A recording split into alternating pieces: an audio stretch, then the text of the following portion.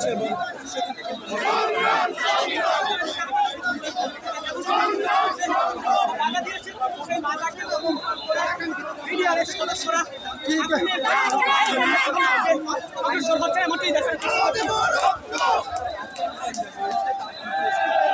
দর্শক একেবারে আমরা এই মুহূর্তে সরাসরি দেখানোর চেষ্টা করছি সাবেক মিডিয়া কর্মকর্তাদের মূলত আন্দোলনটি ছিল সেটি আজকে মূলত 16 দিন পরে একেবারেই মূলত যমুনার অভিমুখে যাত্রা শুরু করেছে সেই দৃশ্য আমরা দেখানোর চেষ্টা করছি, যেমনটি এই মুহূর্তে আমরা দেখানোর চেষ্টা করছি।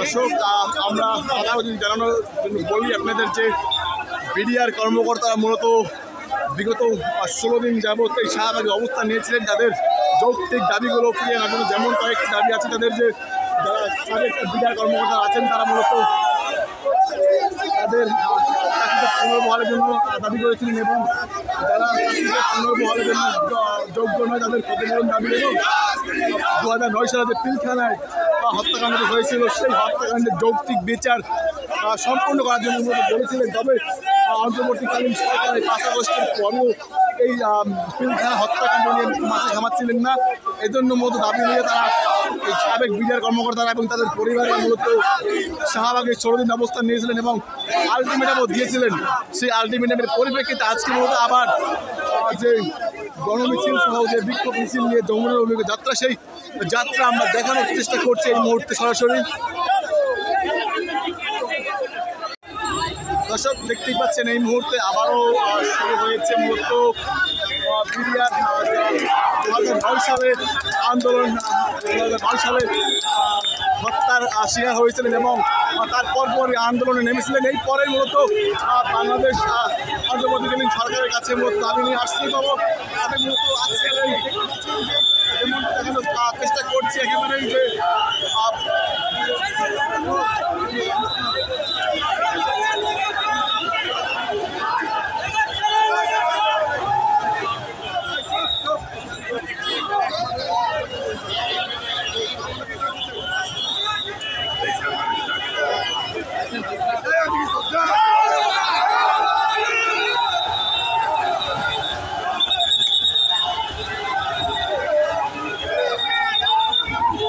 দর্শক দেখতে পাচ্ছেন যে মূলত যমুনার উদ্দেশ্যে একেবারেই মূলত পুলিশের ব্যারিকেড ভেঙে বের হয়ে গিয়েছেন সাবেক যারা বিডিআর কর্মকর্তা ছিলেন। এই মুহূর্তে তারা তেমনটি দৃশ্য আমরা দেখানোর চেষ্টা করছি। দেখতে পাচ্ছেন যে এই মুহূর্তে বিক্ষোভ মিছিল মূলত যমুনার উদ্দেশ্যে যাত্রা করছেন এবং সেই দৃশ্য একেবারে দেখানোর চেষ্টা করছি। দেখতে পাচ্ছেন যে যারা মূলত এতদিন 16 দিন যাবৎ এই শাহবাগে অবস্থান করেছিল, সেই শাহবাগ থেকে মূলত এই মুহূর্তে একেবারেই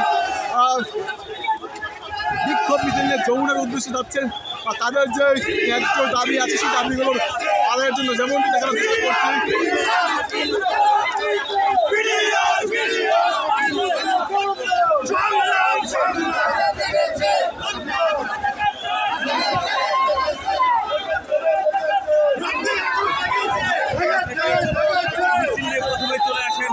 শাহবাগ চত্বর এবং সেখান থেকে তারা চেষ্টা করেন প্রধান উপদেষ্টার যে